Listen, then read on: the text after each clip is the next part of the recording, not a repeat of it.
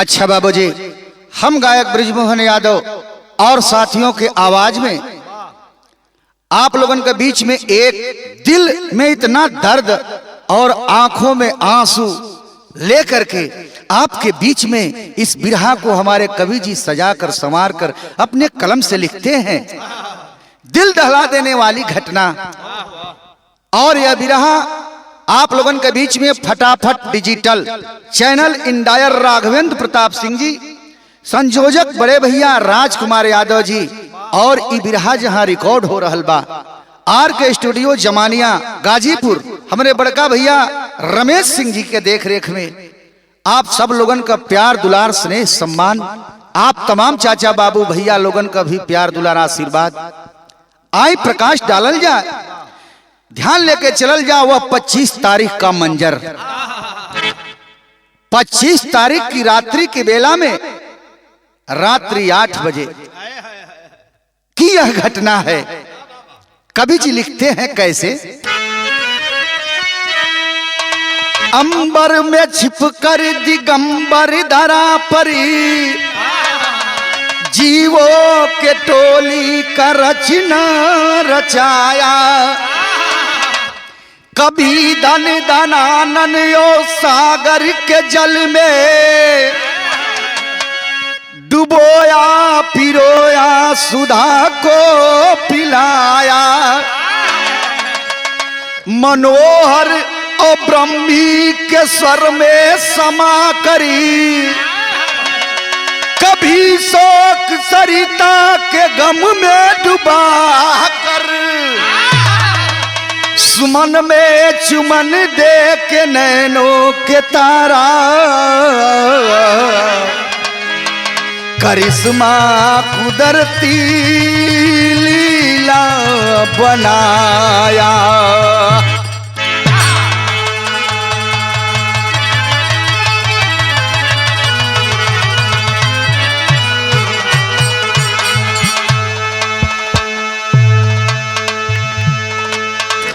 Master साहब एक line qawwali में कहना बा कैसे।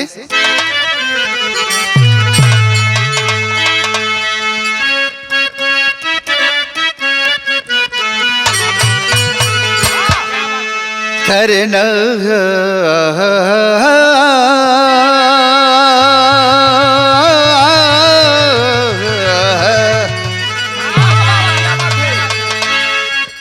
किसी मुसलमान भाई ने साहब के दरबार में जाने के लिए कहते हैं, अपने अल्लाह ताला को याद करते हुए, अपने रसूल को याद करते हुए कहते हैं कैसे। आज एक बार, आज एक बार मदीना हमें दिखा दो जी जनाब।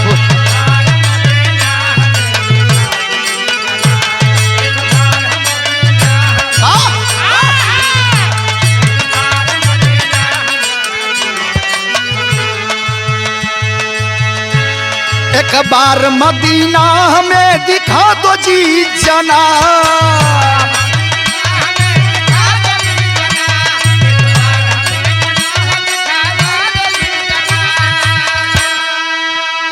कि एक बार मदीना हमें अरे दिखा दो जी जनाब।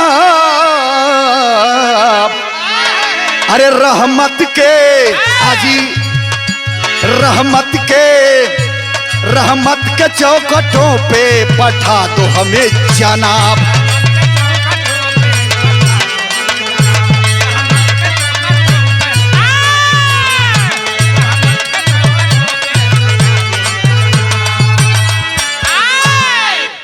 लेकिन आई ई दुखदाई घटना, जौन ई दर्दिली घटना बा कवि जी बिरहा में भाव लिखा तारन कैसे।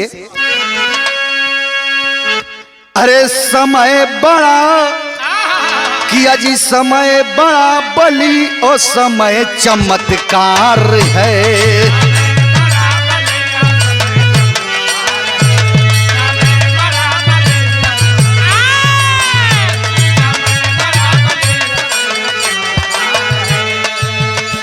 समय बड़ा बली और समय चमत्कारी है।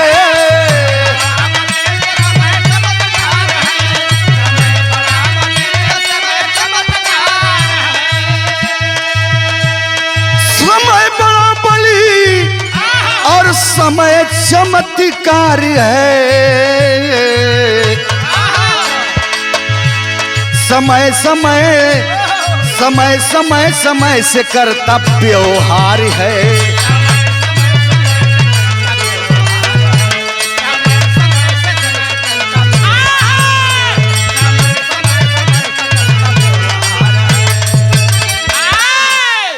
कहानी का शुरुआत एहिजे से बा। कैसन कहानी बा, कहाँ का कहानी बा, कवि जी लिखा तारी कैसे।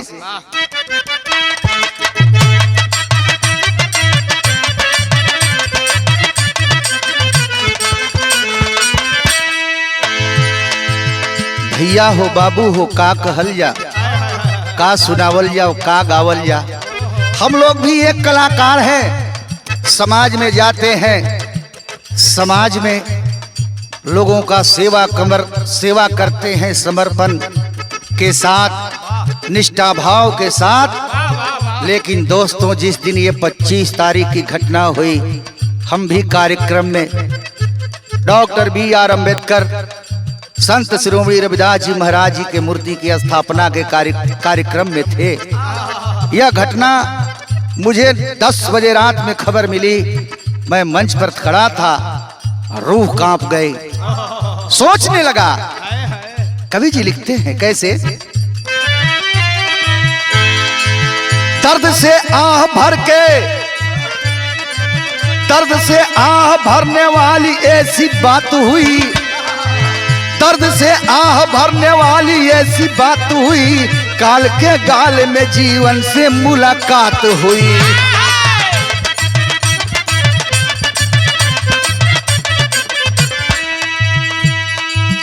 ऐसी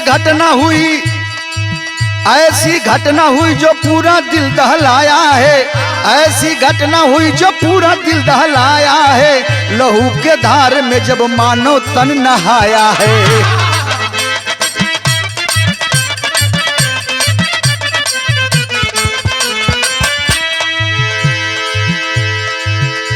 यह घटना जो है, घटना स्थल पर जब घटित हुई, उस समय बाबूजी लोगों के रोंगटे खड़े हो गए। लोग सोचने लगे। देवकली ग्राम मोहनिया बाजार से 2 किलोमीटर पश्चिम वाराणसी वाले रोड पर पड़ता है। और जब मेन हाईवे पर गाड़ी गई है, बारे देवकली ग्राम के लोग, कवि जी लिखते हैं कैसे। विजय पांडे विजय शंकर जी के 4 गो ललनवा हो। विजय शंकर जी के 4 गो ललनवा हो। छोटू पांडे करे अभिनय और गायनवा हो।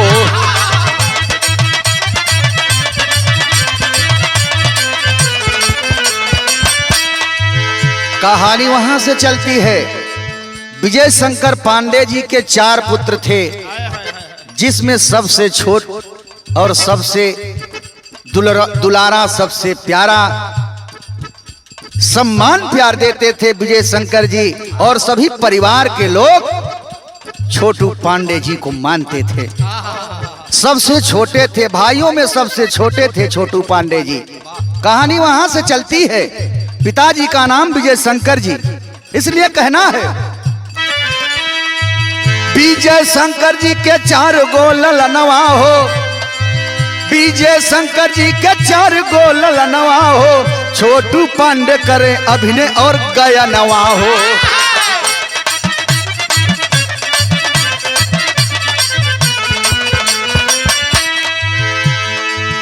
छोटू पांडे का बड़का भैया, सबसे छोटू पांडे, बड़का भैया का नाम टुन्ना पांडे। कवि जी लिखते हैं कैसे। टुन्ना पांडे जी के घर में एक ललनवा बा। टुन्ना पांडे जी के घर में एक ललनवा बा। अन्नू पांडे जो कि प्यारा हो ललनवा बा।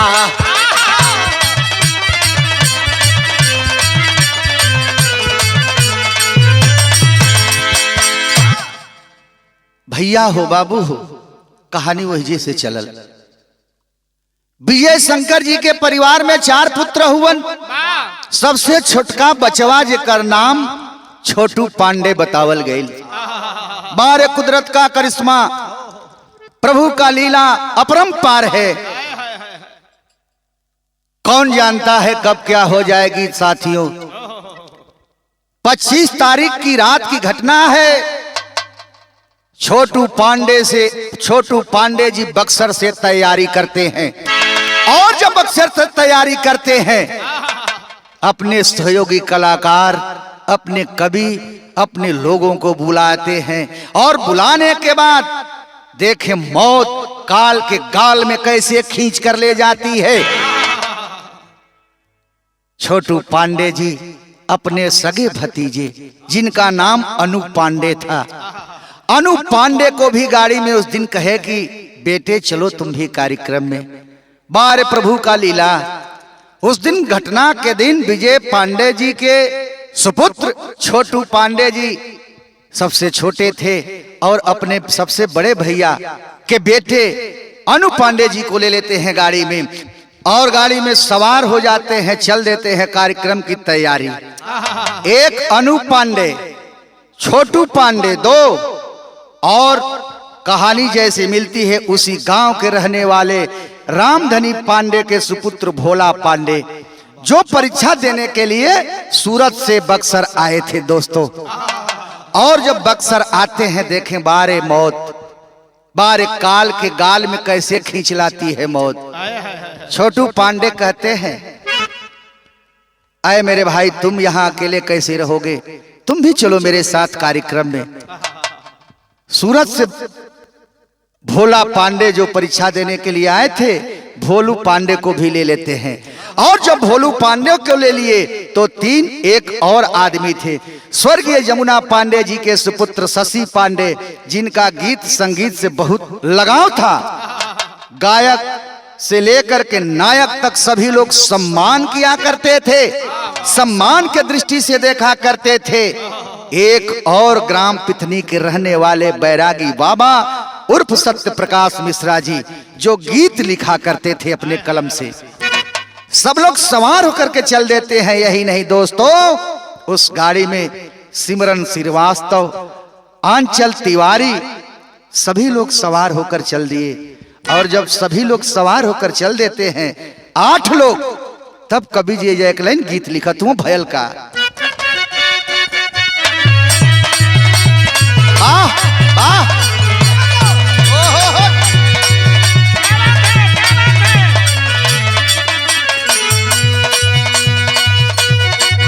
मास्टर संकेत करो तू है गीत है कैसे। अरे गुजारे ले नजारी से जब ते गुजारिया धड़केला जोरे से।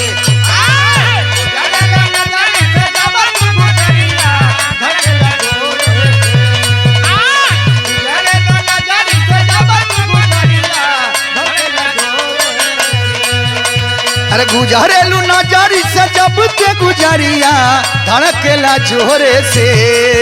अरे एक ही गो दिल बावे सीना के भीतरिया, एक ही गो दिल बावे सीना के भीतरिया, वो दिल लागल बतोरे से।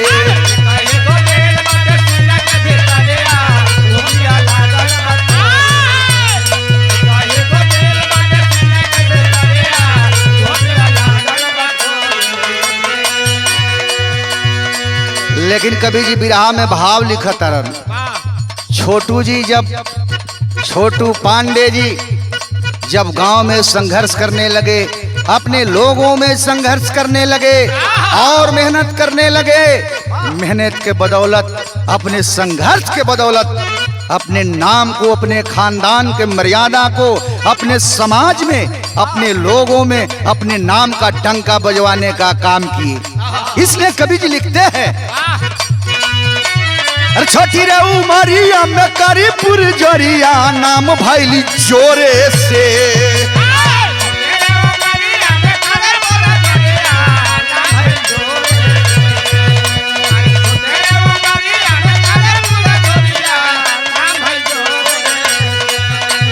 छोटी रे उमरिया में करीपुर जोरिया नाम भैली जोरे से। दंग रहे सब लोग सुनी ललकरिया, दंग रहे सब लोग सुनी ललकरिया, टूटे नहीं तोड़े से।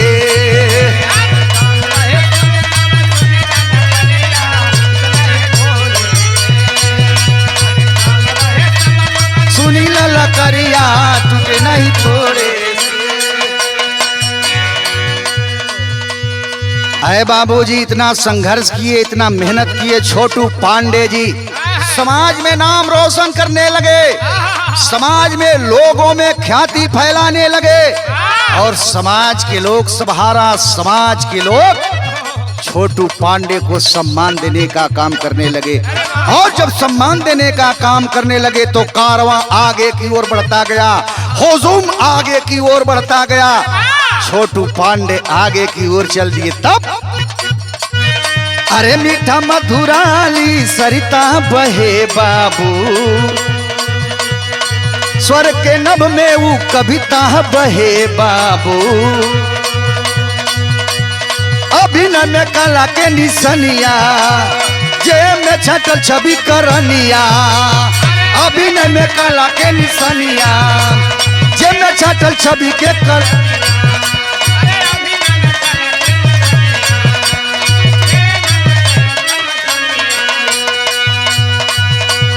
खुश रहे सब देखी छोटू कलाकारिया, मेहनत करे भोरे से।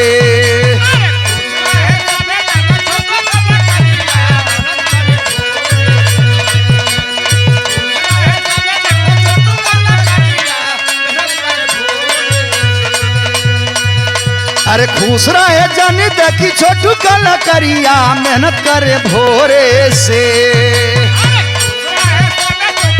कलाकारिया मेहनत करे भोरे से।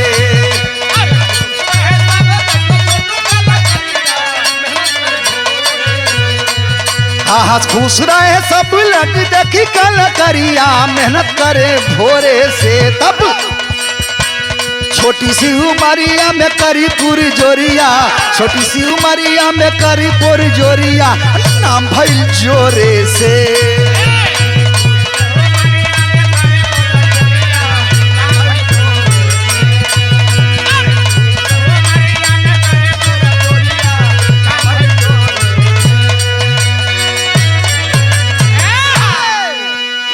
आए बाबूजी इतना मेहनत किए छोटू पांडे जी, इतना संघर्ष किए और संघर्ष मेहनत के बदौलत देश के कोने कोने में अपने नाम का लोहा मनवाने का काम, अपने नाम का डंका बजाने का काम किए। और जब सवार होकर सभी लोगों को लेकर चल देते हैं। आज जब चलना है भैया छोटू पांडे जी, तब भयल का 25 तारीख की रात समय 8 बजे रात्रि में जब मोहनिया से बनारस के लिए रोड पर हाईवे पर गाड़ी आती है, कभी जे एक लाइन गीत लिखत हुआ।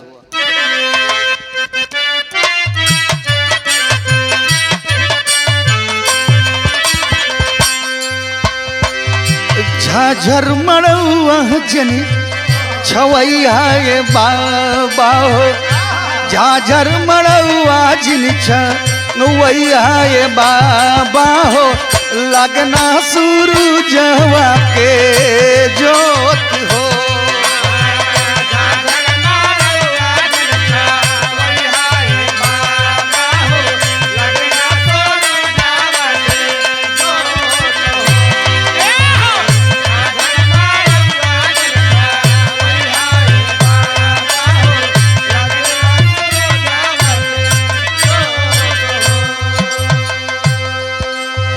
है बिरहा पर गौर करी पंच लोग, भैया लोग, बाबू लोग।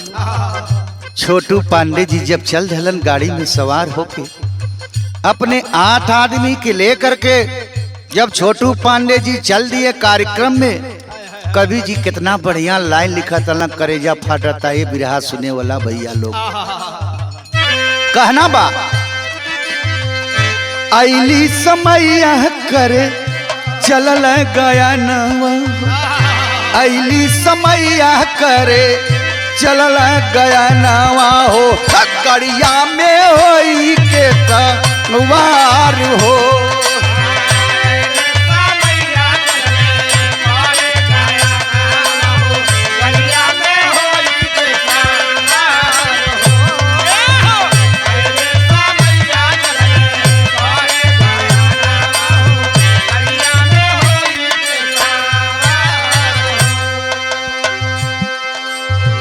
के रहल हाय देखी बड़का भैया टुन्ना का एक ही घर का चिराग हो बाबू। बारे समय का चक्र, बारे भगवान आपकी लीला भी गजब है।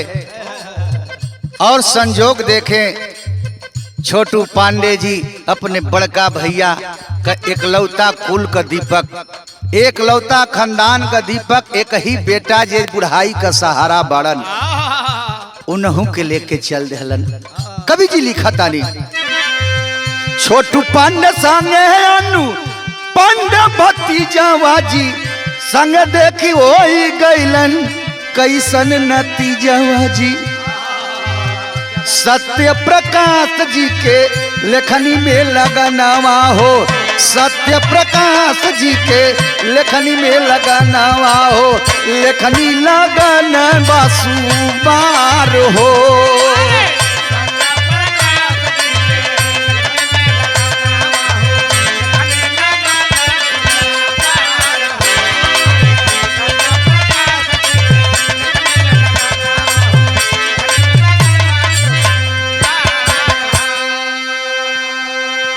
सत्य प्रकाश बाबा भी चल दिए, साथ में कहते हैं छोटू पांडे जी की बाबा आप भी आज चलिए कार्यक्रम में। और साथियों सबको लेकर जब गाड़ी चल देते हैं बनारस की ओर चलती है तब भैल का कवि जी या एक लाइन गीत लिखा था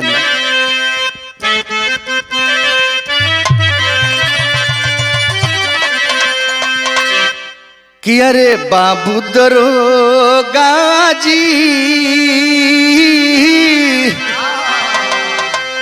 अजी बाबू दरोगा जी अरे कवन गुनैया पियवा धैला मोर बाबू दरोगा जी।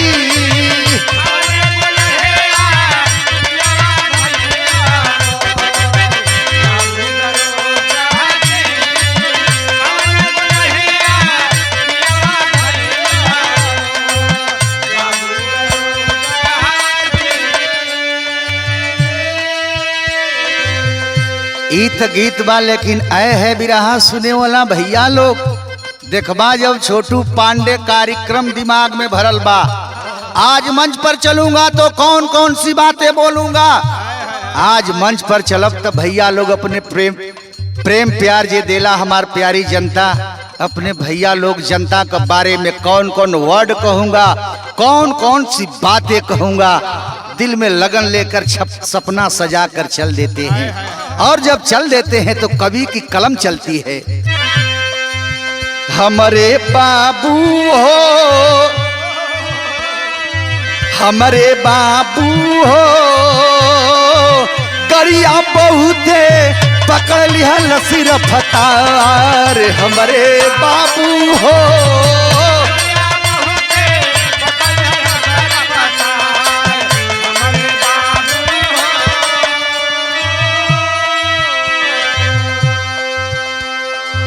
पच्चीस तारीख 8 बजे रात्रि के ही रहल समैया। 25 तारीख 8 बजे रात्रि के रहल भैया समैया। दोकली गाँव शिवपुरी वाले रडी परी आवाज हो गई भैया की हमारे बाबू हो, हमारे बाबू हो रे कंटेनर में गरिया गई समाए। हमारे बाबू हो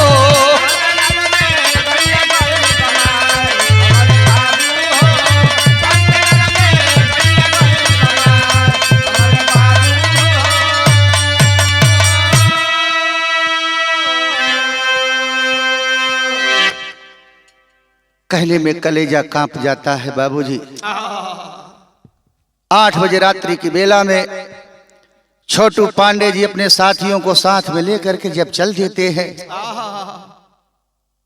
दिमाग में बात ही बा कि चलल जाओ कार्यक्रम में हमार प्यारी जनता जवन हमके प्यार दे ले, जवन प्यारी जनता सम्मान दे ले, जवन प्यारी जनता हमके दुलार दे ले, चल के अपने प्यारी जनता के बीच में आज कौन कौन बात कहब, कौन कौन गीत गाय बिरहा सुने वाला बाबू लोग, पंच लोग, भैया लोग, दिल में बड़ा दुख बा, बड़ा दर्द बा। जब छोटू पांडे जी चल रहा है भैया अपने लोगन से पीछे घूम घूम गाड़ी में बतियावत हो, ड्राइवर गाड़ी की ड्राइव कर रहे हैं, गाड़ी आगे आगे बढ़ती जा रही है और जब गाड़ी आगे बढ़ती जा रही है पीछे घूम के अपने साथियों से वार्ता किए जा रहे हैं। आज कौन बात हुई, आज कौन गीत हुई, दिल में खुशी बात तब तक ए भैया बिरहा में प्रमाण मिला। मैं घटना स्थल पर सुबह जाकर देखा, क्योंकि मैं कार्यक्रम में था, मैं भी एक छोटा मोटा समाज का सेवक हूँ मित्रों, कलेजा फटने लगता है क्या कहूँ। दुनिया में कोई सहारा नहीं है, आप देवता रूपी जनता, देवी रूपी माँ बहनों का बृजमोहन यादव भी एक छोटा सा सेवक है और सेवक बनकर आपके बीच में सेवकाई करने का काम करते हैं। एक कलाकार की मर्यादा क्या होती है, एक कलाकार की इज्जत क्या होती है, एक कलाकार की आबरू क्या होती है, समाज का सेवक होता है। बिरहा सुनने वाले मित्रों, मेरा भी कलेजा फट गया और नैनों से आंसुओं की धार चलने लगी, मैं रोने लगा, बिलखने लगा। कहा ऐ है किसी परिवार के कुल के चिराग थे छोटू पांडे जी, किसी परिवार के सभी सदस्य थे, सभी लोग मरने वाले। हमारे आंख से आंसुओं की धार चलने लगी, मैं रोने लगा घटना स्थल पर जा करके। मैं तो रात्रि में नहीं जा पाया दोस्त, लेकिन वहां सुनने में आया, लोग गांव के लोग बता रहे थे लाश की ऐसी दुर्गति छत बिछत हो गई थी। उन लाशों को उठा करके एक एक मांस के लोथड़ों को बटोर कर इकट्ठा किया गया। बाबूजी रोंगटे खड़े हो गए, जैसे स्कॉर्पियो जा करके डिवाइडर से टकराते हुए कंटेनर में मारती है। इतना बुलंद आवाज हुआ, इतना जोर से आवाज हुआ कि देवकली गांव के लोग, मैं पूछा जाकर घटना स्थल पर, देवकली गांव के लोग कहने लगे कि भैया केहू खाना पर बैठा रहा, केहू का घरे खाना बनत रहा, लेकिन इतना जोर से आवाज भइल। देवकली गांव के पूरब साइड शिवपुर वाले रोड पर सटे हुए। और बाबूजी जब घटना घटी है, आवाज हुई है, गांव के लोग दौड़कर आए और देवकली गांव के लोग दौड़कर आए। आनन फानन में देखत हुए, ए भैया इहे एगो गवैयन का जिंदगी बा, इहे एगो डांसर का जिंदगी बा, इहे एगो गाड़ी चलावे वाला ड्राइवर का जिंदगी बा। ए पंच लोग, भैया लोग, दुनिया में का कहल जा, कहकर कब मौत आ जाई, कब ये दुनिया के छोड़ के चल जाई। बिरहा सुने वाला बाबू लोग कुछ कहल नहीं खे जा सकत, आंख से आंसू का धार नहीं खे बंद होत। हमारे छोटू पांडे भैया जी का पूरा सदस्य, पूरा सहयोगी कलाकार लोग दुनिया के छोड़ के चल गईलन। गावे का हिम्मत ना रहल, कुछ बोले का हिम्मत ना रहल, लेकिन आप लोग आगे बढ़ा के गवैया बनाइला, आप लोग आगे बढ़ा के सबके दुनिया में नेता बनाइला, आप लोग आगे बढ़ा के अभिनेता बनाइला।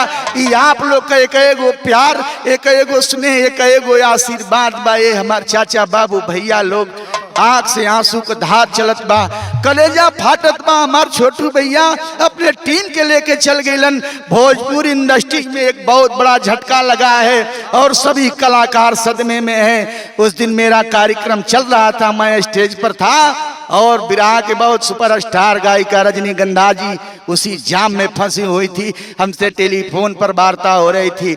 रजनीगंधा जी ने कहा, भैया मैं जाम में फंसी हूँ, यहाँ पर बहुत हादसा बेजोड़ हो गया, बहुत घटना बेजोड़ हो गई। मैंने फोन पर सवाल किया, क्या घटना, कैसी घटना बताइए। रजनीगंधा जी बिरहा की स्टार गायिका, उनके भी जुबान नहीं खुल रहे थे। कल ही कि भैया क्या बताई, एजा इतना बेजोड़ घटना हो गई, हम जाम में फसल बानी, केहू कलाकार का पूरा जीवन समाप्त हो गई। ए भैया, जब रजनीगंधा जी ने इस बात को हमसे कहा, मैं अवाक हो गया। सोचने लगा कि ये कलाकारों की कोई जिंदगी नहीं है और ऐसे भी कलाकारों का कोई जात नहीं होता है, कलाकारों का कोई मजहब नहीं होता है, कलाकारों का कोई धर्म नहीं होता है। कलाकार अपने कला के बदौलत, अपने मेहनत के बदौलत समाज में प्रतिष्ठा कमाते हैं, समाज में आबरू कमाते हैं। यही एक गायक और यही एक डांसर की आबरू और यही एक मर्यादा होती है साथियों। क्या कहूँ, कवि जी विदेशिया में लिखलन कैसे,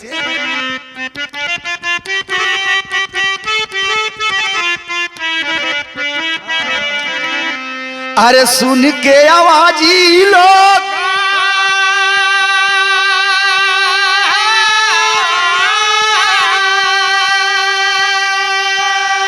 अरे जुटन जुटन हो, अरे देखी ही हमारे मुक्का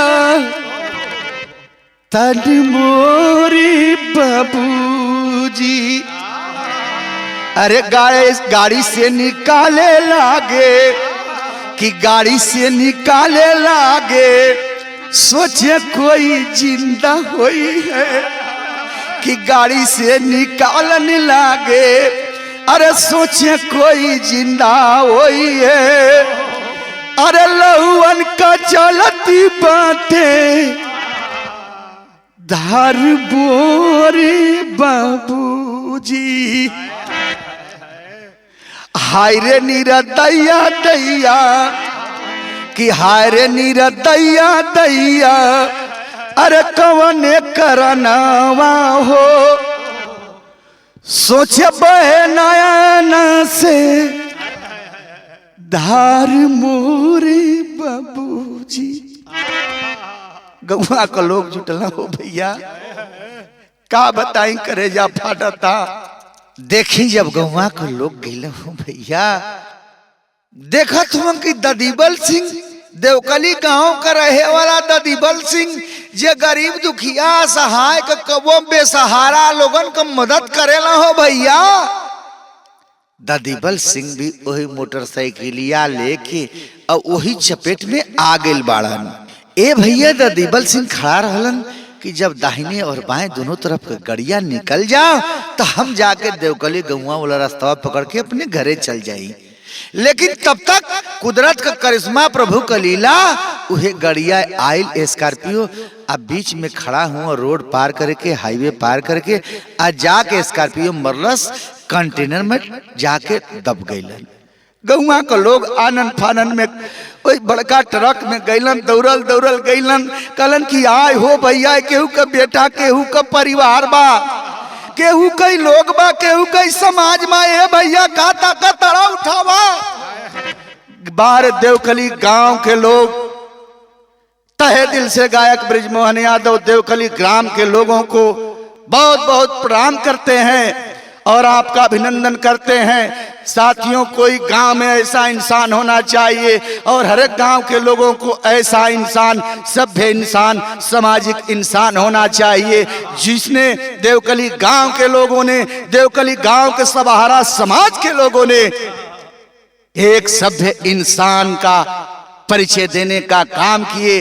दौड़ दौड़ के जाके उठावत हुए। ए भैया प्रमाण मिला, लोग बता रहे थे केहू को टंगरिए कट गइल बा, केहू को करिये फंस गइल बा, केहू को मुड़िए कट गइल बा। बिरहा सुने वाला भैया लोग, ये हमार छोटू भैया का पूरा टीम ऐसन दुर्घटना में, शिकार दुर्घटना का भइल बिरहा सुने वाला बाबू कि तनिको हमार छोटू भैया का टीम आए हो वो नहीं करे पावल। दुनिया के छोड़ के चल गिलन बारे मालिक, बारे प्रभु कौन गलती किए थे, कौन खता हो गई थी जो आपने इतनी बड़ी सजा दिया। ऐ प्रभु ऐसा किसी को जीवन देना, इतनी बड़ी सजा मत देना। साथियों, एक बात बता देना चाहता हूँ कि आदमी को जज्बे इशार होना चाहिए, आदमी को साहिबे किरदार होना चाहिए, काम आए आदमी के बस वही है आदमी, आदमी को आदमी से प्यार होना चाहिए। यही एक मानवता का सच्चा परिचय है और इंसानियत का परिचय है। दोस्तों, धन्य है देवकली ग्राम के लोग।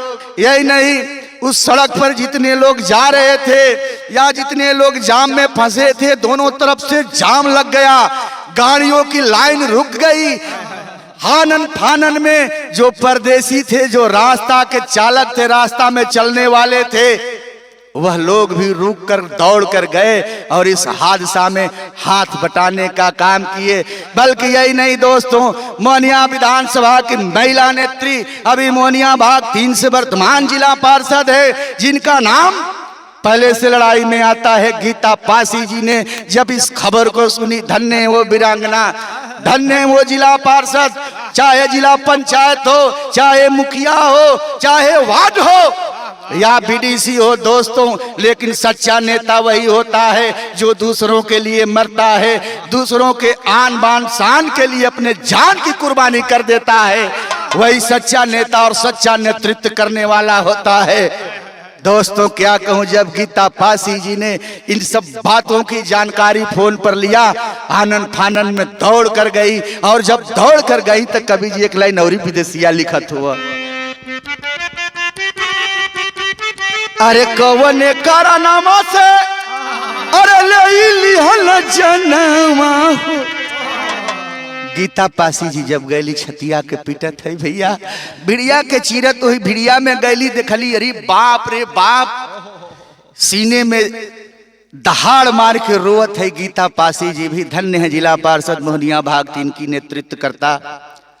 भिड़िया के चीरत गैली एक महिला होकर के, जहां पुरुषों के रोंगटे खड़े हो जा रहे थे, जहां पुरुष लोग खड़ा होने की जुर्रत नहीं करते थे, उस जगह पर खड़ा होकर के एक घर की महिला, एक घर की आबरू, एक घर की मर्यादा, गीता पासी महिला होकर के, और पुरुषों के नाक को काटने का काम, एक एक लाश को खींच करके, और एम्बुलेंस में प्रशासन के साथ सभी प्रशासन के लोग वहां पर, डीएसपी साहब, डीएसपी महोदय, हमारे मोहनिया थाना के थाना प्रभारी महोदय, सभी लोगों के साथ मिलकर के हाथ बटाने का काम की गीता पासी। लेकिन एगो बात कहली, कवन करनामा से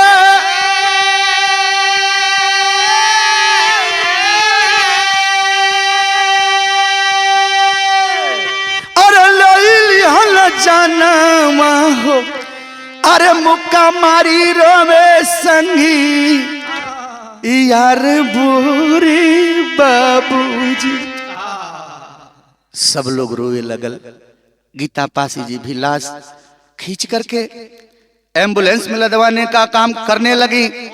शासन प्रशासन के लोग, सभी लोग मिल करके उस घटना में आनन फानन में दौड़ करके सरकारी अस्पताल के जितने स्टाफ थे सभी लोग लग गए। कोई यही उम्मीद, यही आशा विश्वास के साथ शायद कोई अभी जिंदा होंगे, लेकिन लेकर जब आते हैं अस्पताल में, भैया हो केहू जिंदा काहे के बा। यही नहीं, मैं मंच पर बैठा था, एसके सिंह कैमरामैन वाराणसी से फोन किए, ब्रिजमोहन भाई आप कहाँ हैं? हमारे कुछ कलाकार आ रहे थे कार्यक्रम देने के लिए। मैं जब टेलीफोन उठाया, एसके भैया जब बताए, मैं बोला भैया मैं तो कार्यक्रम में हूँ। बोले यार हमारी गाड़ी आ रही थी, कुछ हल्का फुल्का चोट लगी है, हमारे कलाकार लोग हैं, उनका मोबाइल मोहनिया थाना का स्टाफ लोग ले लिए हैं, आप यदि मोहनिया हो तो कृपा करके, हमारे कलाकारों को विलम्ब हो रहा है। एसके भैया का जानत हुआ कि हमारे कलाकार भाई लोग, हमारे डांसर बहन लोग ये दुनिया के छोड़ के चल गए। उनको भी इस बात की जानकारी नहीं थी। एसके भैया ने हमसे वार्ता किया, हमें भी जानकारी नहीं थी। बारे मालिक की करिश्मा। 4 बजे भोर होते होते मुझे जानकारी मिलने लगी। सुबह मैं राजकुमार भैया से टेलीफोन किया तो राजकुमार भैया बताए मेरे यहाँ के कलाकार थे, बक्सर के ही सभी लोग थे। तब सुबह होते होते 6 बजते पूर्ण रूप से मुझे जानकारी मिली। एसके सर भी हमें फोन किए, उन्हें भी प्रशासन के लोग ये सच की बात नहीं कर पाए, सच्ची बात नहीं बता पाए कि लोग आनन फानन में घबरा जाएंगे। कैसे इन लोगों को डायरेक्ट बता दिया जाएगा कि सभी लोग मर चुके हैं। दुख का पहाड़ टूट पड़ा, चाहे वाराणसी हो, चाहे वह बक्सर हो, चाहे मोहनिया बिहार हो। रजनीगंधा जी ने सुबह होते अपने फेसबुक आईडी से कलाकारों के श्रद्धांजलि को लिखते हुए, आंखों से आंसुओं की धार बहाते हुए श्रद्धांजलि लिखते हुए फोटो लगाकर शेयर करने का काम की। सभी बिरहा के हो चाहे लोकगीत के हो, सभी लोग दुखी हैं। बाबूजी क्या कहना है। जो लोग आए हैं दुनिया छोड़कर जाना है, दुनिया में किसी को रहना नहीं है। कौने बाती का घमंड बा, केहू के बड़का घमंड बा कि हम बहुत बड़का नामी गवैया हैं, केहू के ई बड़का घमंड बा बिरहा सुने वाला भैया लोग कि हमारे पल्ले बड़ा रुपया बा, केहू के ई बड़ा घमंड बा कि हमारे पल्ले फॉर्च्यूनर इंडिवर पाजीरो बा। लेकिन ए भैया हो, जे आइल बा एक दिन दुनिया छोड़ के जाए के बा, केहू के समय से केहू के बेसमय से, यह सच्चाई बा। दुनिया में केहू रहे नहीं खे आइल। ए लिए चाहे वो कैमूर जिला भभुआ मोहनिया हो, चाहे बक्सर बिहार का जिला हो, दोनों जिले के लोग सभी दुखी हैं। चाहे वो कलाकार हो, चाहे नेता हो, चाहे राजनेता हो या अभिनेता हो, सभी लोग उत्तर प्रदेश बिहार के लोग मातम पसरा हुआ है और दुख की घड़ी झेल रहे हैं। प्रभु से यही विनती कर रहे हैं कि वह महान अमर आत्मा छोटू पांडे के साथ जितने सहयोगी लोगों की आत्मा है, एक समाज सेवकों की आत्मा है, हे परमात्मा अपने चरणों में उच्च स्थान देना। कवि जी आल्हा में लिखते हैं,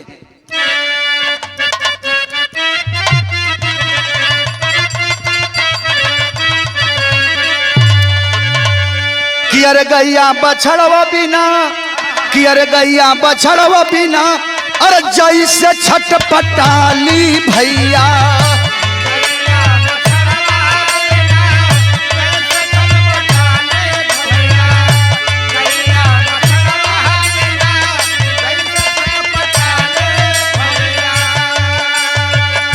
भवरा सुमनवा बिना हो जला लचार,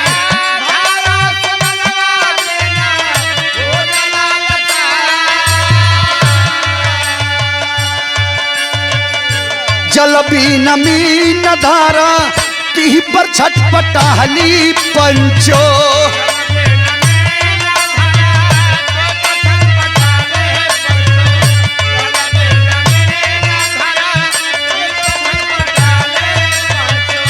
सरवा शिकार बिना मरला दहाड़,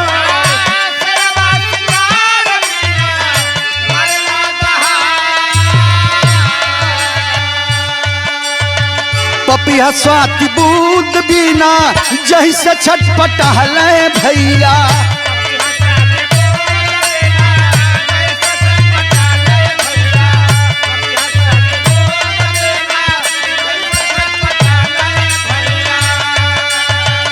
सजिया समरिया बिना लागला बेकार,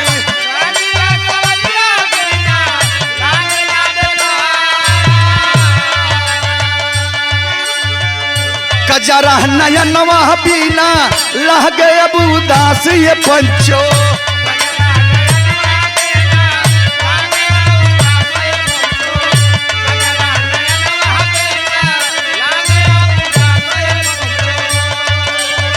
चूड़ी बिन कलाई जैसे, चूड़ी बिन कलाई जैसे विधवाई नार,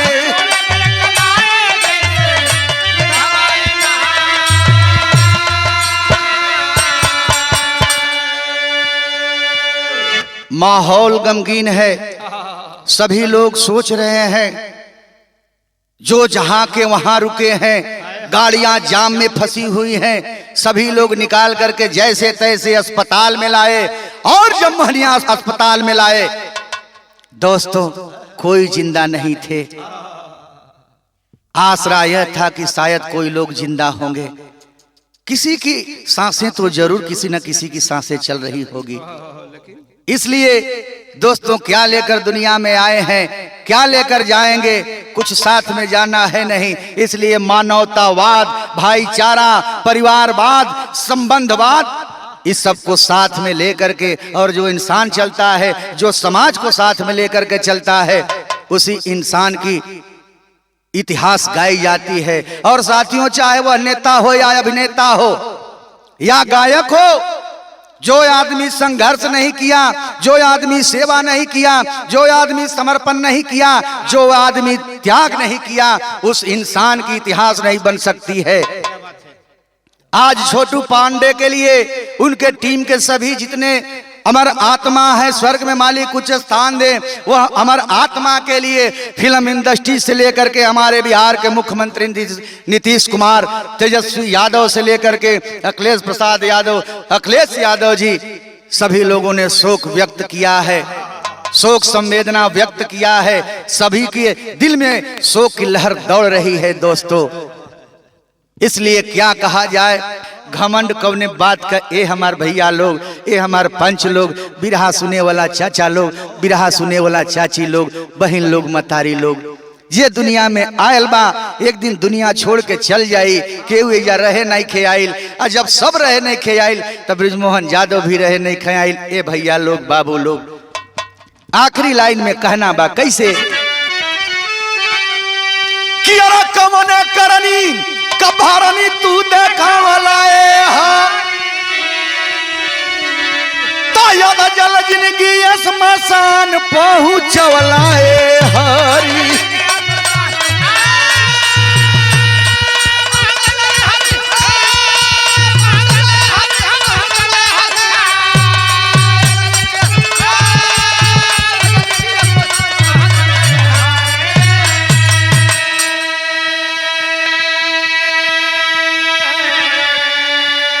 अरे मानो तंजे बना के प्रभु तोला जगत से नाता, मानो तंजे बना के प्रभु तोला जगत से नाता, कवन कसूर के सजा तू देला सुन लो मोर विधाता।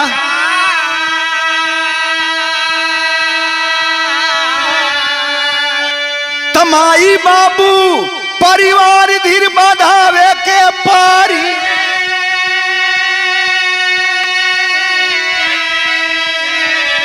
जल जिंदगी तायद जल जिंदगी स्मशान पहुंचवला हारी।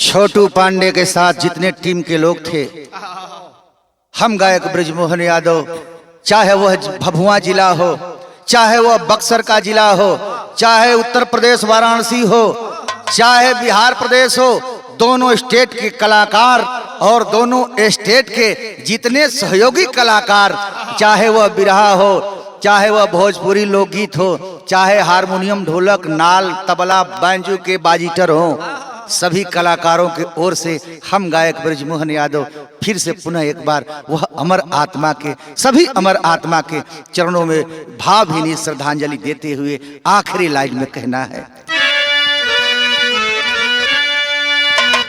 पत्तू छैबर काशी बुल्लू डूब गए हैं गम में, राम नारायण पर सिद्धन कहे आंसू बहे कलम।